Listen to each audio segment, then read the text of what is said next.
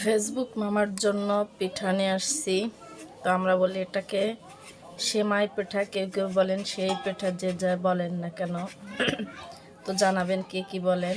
তো ফেসবুক মামা যেহেতু একটা ভিডিও ভাইরাল করলো না, এই কারণে ভাবতেছি শীতের দিনে যেহেতু আমাদের এলাকায় সেমাই পিঠা বানানো হয়, তো ফেসবুক মামাকে একটু সেমাই পিঠা খাওয়ানোর জন্য নিয়ে আসলাম। সেমাই পিঠার আয়োজন। তো কে কে খেতে ভালোবাসেন অবশ্যই জানাবেন। আগে একদিন ফেসবুক মামাকে পুলি পিঠা খাইয়েছিলাম, তারপরে কুচো দিলাম গোশ দিয়ে খাওয়ার জন্য, তারপরে ভিডিও ভাইরাল হলো না, এখন নিয়ে আসলাম সেমাই পিঠায়।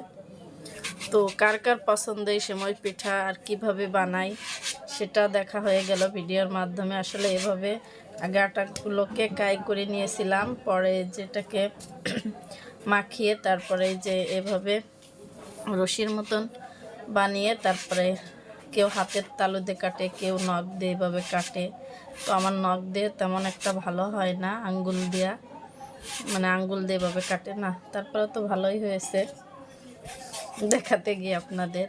তো আমি তালু দিয়ে কাটি, হাতের তালু দিয়ে এভাবে। তো দেখতেই পারতেছেন এই যেভাবে সুন্দর পিঠা হয়েছে ছোট ছোট। এভাবে আমরা ছোট ছোট করে কেটে এই সেমাই পিঠাকে এটাকে পরে দুধ দিয়া রান্না করা হবে, দুধ চিনি দিয়া, যেটা দিয়ে খান।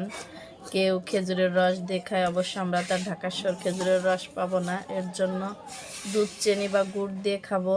তার ভিতর কিছু নারকেল দিব, মজাই লাগবে।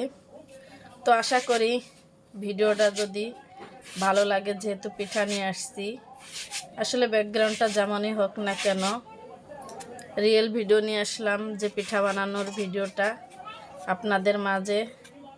আশা করি ভালোবাসা দিয়ে পাশে থাকবেন, লাইক কমেন্ট করে ফলো দিয়ে অবশ্যই পাশে থাকবেন, এবং যাতে আমার লেভেল 7টা পূরণ হয়, 20,000 ফলোয়ার পূরণ হয়। অবশ্যই আপনারা একটু পাশে থাকবেন, নতুন বন্ধুরা যারা আছেন আশা করি পাশে থাকবেন ভালোবাসা দিয়ে।